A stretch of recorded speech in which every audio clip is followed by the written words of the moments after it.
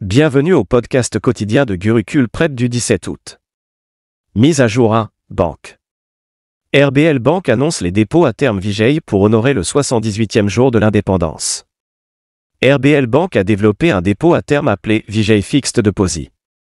Cette offre à durée limitée reconnaît la bravoure et les sacrifices des guerriers de l'Inde tout en offrant des avantages financiers substantiels. Selon un communiqué de presse de la banque RBL, les Vijay Fixed Deposit sont destinés à rendre hommage à nos troupes militaires. Cette offre à durée limitée rend hommage au courage et au sacrifice de nos braves soldats tout en offrant des avantages financiers exceptionnels. Conçus comme un signe de respect et d'appréciation pour nos membres des forces armées, les Vijay Fixed Deposit offrent une durée distinctive de 500 jours pour les dépôts de moins de 3 crores de roupies, indique le communiqué de presse. Mise à jour 2, livre. Un livre sur le prix plancher minimum de l'industrie du thé publié à Guwahati. Un nouveau livre sur le commerce du thé a plaidé pour un prix plancher minimum pour la boisson afin de garantir la viabilité à long terme de l'industrie et des producteurs. Le livre intitulé Minimum Floor Price for Tea, écrit par le planteur Chandra Kumar Dhanuka du groupe Dhinseri, a été publié à Guwahati. Les parties prenantes de l'industrie sont les petits producteurs de thé qui détiennent environ 52% de la part de marché, produisant environ 702 millions de kg de thé. Les grands producteurs de thé détiennent environ 48% de la part de marché, produisant environ 648 millions de kg de thé, a déclaré M. Dhanuka. Mise à jour 3, internationale. Le Premier ministre japonais Fumio Kishida démissionne. Le Premier ministre japonais Fumio Kishida a déclaré qu'il démissionnera le mois prochain et ne se présentera pas aux prochaines élections pour remplacer le chef du Parti libéral-démocrate, PLD, au pouvoir. Il a été élu à la Chambre basse en 1993 et a occupé de nombreux postes avant d'être nommé ministre des Affaires internationales dans le cabinet du Premier ministre Shinzo Abe en 2012. Il est resté en poste jusqu'en 2017, devenant le ministre des Affaires étrangères le plus ancien du Japon. En septembre 2021, Kishida est devenu président du PLD après avoir battu Taro Kono lors d'un second tour de vote pour remplacer le chef sortant et Premier ministre Yoshihide Suga. Il est devenu Premier ministre et a formé son premier cabinet le mois suivant. Mise à jour 4, nationale. Le Premier ministre appelle à un code civil laïque dans le discours de la fête de l'indépendance.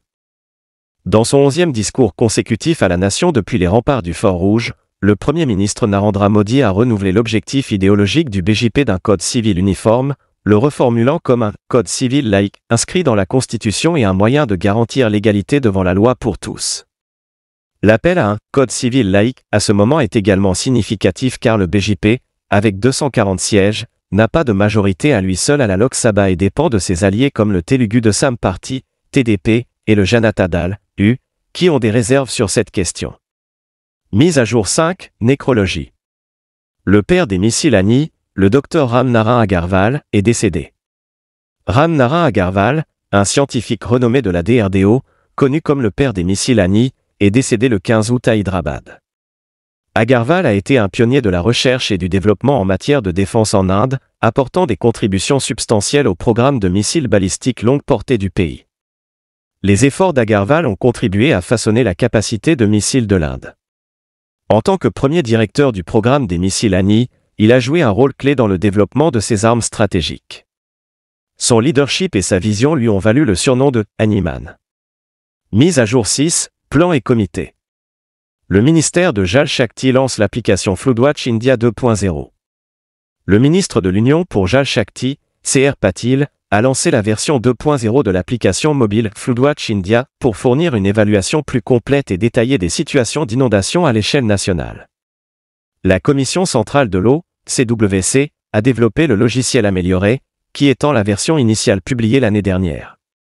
La version initiale incluait des estimations d'inondation de 200 stations de surveillance. Le ministère de Jal Shakti a déclaré que la version 2.0 étendait considérablement cette portée, en intégrant des données en temps réel provenant de 592 stations de surveillance des inondations à travers le pays. Mise à jour 7, Sciences et technologies. Le centre lance un nouveau système de surveillance basé sur l'IA pour gérer les ravageurs. Le gouvernement de l'Union a mis en place le système national de surveillance des ravageurs basé sur l'IA, NPSS, permettant aux agriculteurs de communiquer par téléphone avec des scientifiques en agriculture et des experts en lutte antiparasitaire. Le ministre de l'Agriculture, Shivraj Singh Chouhan, a lancé le programme déclarant que le NPSS vise à réduire la dépendance des agriculteurs vis-à-vis des vendeurs de produits chimiques et à leur inculquer une approche scientifique de la gestion des ravageurs. Le NPSS analysera les dernières données sur les ravageurs à l'aide d'outils d'IA pour aider les agriculteurs et les experts en lutte et gestion des ravageurs. Mise à jour 8, sommet et conférence. Le Premier ministre Modi pourrait se rendre à New York en septembre pour assister au sommet de l'ONU, source. Le Premier ministre Narendra Modi devrait prononcer un discours lors d'une grande réunion communautaire à New York le 22 septembre dans le cadre de sa visite dans la ville pour le sommet des Nations Unies sur l'avenir. Le thème de l'événement est « Modi et les États-Unis, progresser ensemble » et son objectif déclaré est de commémorer l'Inde et les États-Unis, ainsi que l'étau culturel, de considérer le monde comme une seule famille, la diversité comme une force et le bien-être de toutes les personnes et de la planète comme une inspiration pour construire un monde meilleur ensemble. Le but officiel de la visite de Modi est de participer au sommet de l'avenir, un événement phare organisé par le secrétaire général de l'ONU, Antonio Guterres, dans sa dernière année de mandat. Mise à jour 9, sommet et conférence. Le Premier ministre Modi sera la tête d'affiche du Forum des leaders mondiaux de thé. Le Premier ministre Narendra Modi sera le principal orateur du Forum des leaders mondiaux de thé, prévu le 31 août à New Delhi. La première édition du Forum des leaders mondiaux de thé, avec pour thème « Leadership pour la prospérité mondiale », réunit des investisseurs mondiaux, des décideurs politiques, des chefs d'entreprise et des entrepreneurs du monde entier. Il offre une plateforme de dialogue intersectionnel sur les opportunités qui découlent de la rapide progression économique de l'Inde. Après avoir remporté un troisième mandat historique, le Premier ministre s'adressera à plus de 400 chefs d'entreprise, entrepreneurs, investisseurs et décideurs politiques. Mise à jour 10, nationale. Kisan Ki Baat, programme radiophonique gouvernemental pour combler le fossé entre l'agriculture et la science. Le ministre de l'Agriculture de l'Union, Shivraj Singh Chouhan, a déclaré que le gouvernement lancerait « Kisan Ki Baat », un programme radiophonique mensuel pour fournir aux agriculteurs des connaissances scientifiques. Cette initiative vise à moderniser les pratiques agricoles tout en fournissant aux agriculteurs des informations scientifiques de pointe.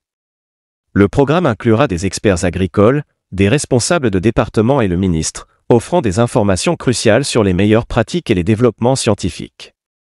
Chouhan a souligné l'importance d'intégrer les Krishi Vigyan Kendra aux besoins des agriculteurs et de promouvoir les discussions entre agriculteurs.